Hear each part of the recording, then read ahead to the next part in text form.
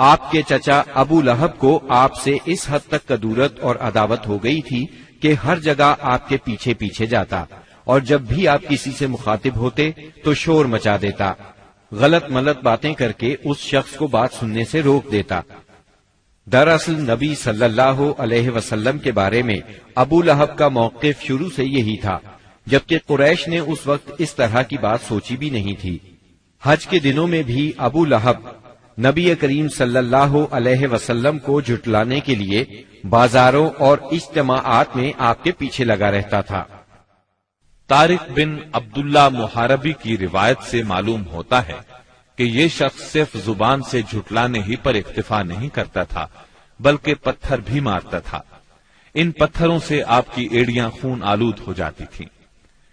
بعثت سے پہلے ابو لہب نے اپنے دو بیٹوں عتبہ اور عتیبہ کی شادی رسول اللہ صلی اللہ علیہ وسلم کی دو صاحبزادیوں سیدہ رقیہ اور سیدہ ام کلثوم رضی اللہ عنہما سے کی تھی۔ جب آپ نے نبوت کا اعلان فرمایا، توحید کی تبلیغ کی، تو اس نے نہایت سخت رویہ اختیار کیا اور اپنے دونوں بیٹوں کو مجبور کیا کہ وہ آپ کی بیٹیوں کو طلاق دے دیں۔ چنانچہ ان دونوں نے طلاق دے دی۔ اسی طرح جب نبی صلی اللہ علیہ وسلم کے دوسرے صاحبزادے عبداللہ کا انتقال ہوا تو ابو لہب کو اس قدر خوشی ہوئی کہ وہ دوڑتا ہوا اپنے دوستوں کے پاس پہنچا اور انہیں یہ خبر سنائی کہ محمد معاذ اللہ ابتر یعنی نسل بریدہ ہو گئے ہیں۔ ابو لہب کی بیوی ام جمیل بھی رسول اللہ صلی اللہ علیہ وسلم کی دشمنی میں اس سے پیچھے نہیں تھی۔ اس کا نام اروا تھا جو حرب بن امیہ کی بیٹی اور ابو سفیان کی بہن تھی۔ یہ آپ کے راستے میں رات کے وقت کانٹے بچھا دیا کرتی تھی، بہت بد زبان تھی، فساد برپا کرنے والی تھی۔ قرآن میں اسے حمالۃ الحطب یعنی لکڑی ڈھونے والی کا لقب دیا گیا ہے۔ جب اسے معلوم ہوا کہ اس کی اور اس کے شوہر کی مذمت میں قرآن نازل ہوا ہے تو وہ رسول اللہ صلی اللہ علیہ وسلم کو تلاش کرتی ہوئی آئی۔ آپ خانہ کعبہ کے پاس مسجد حرام میں تشریف فرما تھے۔ سیدنا ابو بکر صدیق رضی اللہ عنہ بھی ساتھ تھے۔ اس کی مٹھی میں پتھر تھے۔ آپ کے سامنے آ کھڑی ہوئی تو اللہ تعالیٰ نے اس کی نگاہ پکڑ لی اور وہ رسول اللہ صلی اللہ علیہ وسلم کو نہ دیکھ سکی۔ البتہ ابو بکر صدیق اسے نظر آ رہے تھے۔ اس نے پوچھا، ابو بکر تمہارا ساتھی کہاں ہے؟ مجھے معلوم ہوا ہے کہ وہ میری حجب کرتا ہے۔ اللہ کی قسم اگر میں اس تک پہنچ گئی تو یہ پتھر اس کے منہ پر ماروں گی۔ دیکھو اللہ کی قسم میں بھی شاعرہ ہوں۔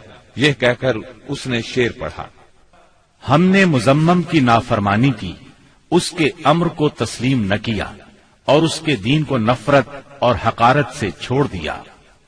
اس کے بعد وہ واپس چلی گئی۔ سیدنا ابو بکر صدیق رضی اللہ عنہ نے عرض کیا، اے اللہ کے رسول، کیا اس نے آپ کو دیکھا نہیں؟ آپ نے فرمایا، نہیں، اس نے مجھے نہیں دیکھا، اللہ نے اس کی نگاہ پکڑ لی تھی۔ بہرحال نبی صلی اللہ علیہ وسلم اپنی تبلیغ میں لگے رہے، مجمعوں اور محفلوں میں پہنچ کر اسلام کا پیغام دیتے رہے۔ آپ کتاب اللہ کی آیات پڑھتے اور سابقہ رسولوں نے جو پیغام دیا تھا وہی پیغام لوگوں کو سناتے۔ آپ فرماتے، اے میری قوم کے لوگو، اللہ کی عبادت کرو، اس کے سوا تمہارا کوئی معبود نہیں۔ اس کے ساتھ ہی آپ نے لوگوں کے سامنے کھلم کھلا اللہ کی عبادت شروع کر دی۔ چنانچہ آپ دن دہاڑے سارے لوگوں کے سامنے کعبہ کے صحن میں نماز پڑھتے۔ آپ کی تبلیغ آہستہ آہستہ کامیاب ہوتی چلی گئی۔ قریش اس پوری صورتحال کو تشویش کی نظر سے دیکھ رہے تھے۔ ابھی تھوڑا عرصہ گزرا تھا کہ حج کا موسم آ گیا۔ کفار حاجیوں کے سلسلے میں پریشان ہو گئے۔ چنانچہ ان کی ایک جماعت ولید بن مغیرہ کے پاس آئی۔ یہ ان میں عمر رسیدہ اور مرتبے والا آدمی تھا۔ اس نے کہا، دیکھو حج کا موسم آ گیا ہے، اب ہر طرف سے لوگ تمہارے پاس آئیں گے اور وہ ان صاحب کا معاملہ سن ہی چکے ہیں، لہٰذا کوئی ایک رائے طے کر لو اور مختلف باتیں نہ کہنا، ورنہ ایک دوسرے کو جھٹلا بیٹھو گے۔ لوگوں نے کہا، تب پھر آپ ہی بتائیں ہمیں کیا کرنا چاہیے، کیا کہنا چاہیے؟ اس نے کہا، نہیں بلکہ تم کہو میں سنوں گا۔ لوگوں نے کہا، اچھا تو ہم ان سے کہیں گے یہ کاہن ہے۔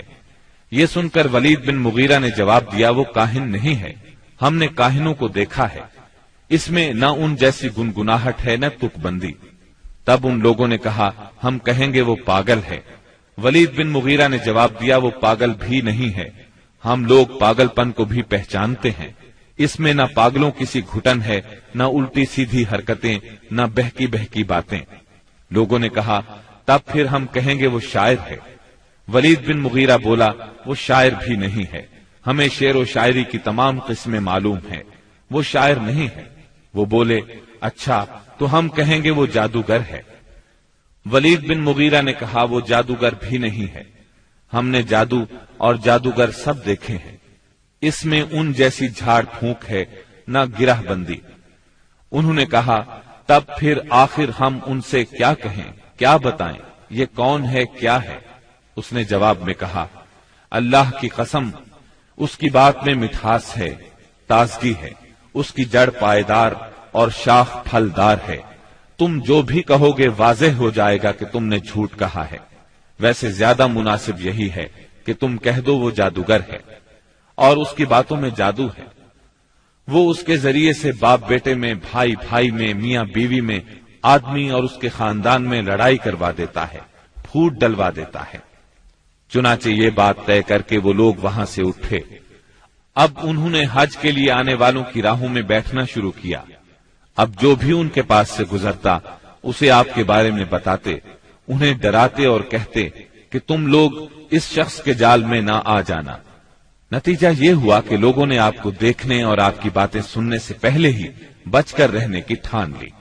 اس کے بعد جب حج کے دن آ گئے تب نبی اکرم صلی اللہ علیہ وسلم نے حاجیوں کے مجمعوں میں اور ان کے ڈیروں پر جانا شروع کر دیا، جا کر انہیں اسلام کی طرف بلانا شروع کیا۔ آپ فرماتے لوگو لا الہ الا اللہ کہو کامیاب ہو جاؤ گے۔ ادھر ابو لہب کا یہ حال تھا کہ وہ آپ کے پیچھے پیچھے لگا رہتا، آپ کو جھٹلاتا جاتا، تکلیف بھی پہنچاتا۔ اس طرح جب اس حج سے حاجی واپس لوٹے تو پورے عرب میں نبی صلی اللہ علیہ وسلم کا چرچا ہو گیا۔ قرآن مجید کی سورہ المدثر کی آیات 11 تا 26 میں اس واقعے کی طرف نشاندہی کی گئی ہے۔ چھوڑ دو مجھے اور اس شخص کو جسے میں نے اکیلا پیدا کیا، بہت سا مال اسے دیا، اس کے ساتھ ساتھ حاضر رہنے والے بیٹے دیے اور اس کے لیے ریاست کی راہ ہموار کی۔ پھر وہ طمع رکھتا ہے کہ میں اسے اور زیادہ دوں گا، ہرگز نہیں، وہ ہماری آیات سے عناد رکھتا ہے۔ میں تو اسے بہت جلد ایک کٹھن چڑھائی چڑھاؤں گا۔ اس نے سوچا اور کچھ بات بنانے کی کوشش کی تو رب کی مار اس پر۔ اس نے کیسی بات بنانے کی کوشش کی؟ ہاں، رب کی مار اس پر۔ اس نے کیسی بات بنانے کی کوشش کی؟ پھر لوگوں کی طرف دیکھا، پھر پیشانی سکیڑی اور منہ بنایا، پھر پلٹا اور تکبر میں پڑ گیا۔ آخر کار بولا کہ یہ کچھ نہیں ہے مگر ایک جادو جو پہلے سے چلا آ رہا ہے، یہ تو ایک انسانی کلام ہے، بہت جلد میں اسے دوزخ میں پھینک دوں گا۔ اسلام کی اشاعت بڑھ رہی تھی، لیکن اس کے ساتھ ساتھ قریش کا ظلم و ستم بھی شدید سے شدید تر ہوتا جا رہا تھا۔ پھر آپ ایک مخلص صحابی ارقم بن ابی ارقم رضی اللہ عنہ کے گھر میں تبلیغ کا کام کرنے لگے، یعنی وہ گھر آپ کی تبلیغ کا مرکز ٹھہرا۔ Thanks for watching. Don't forget to like, comment, share and subscribe to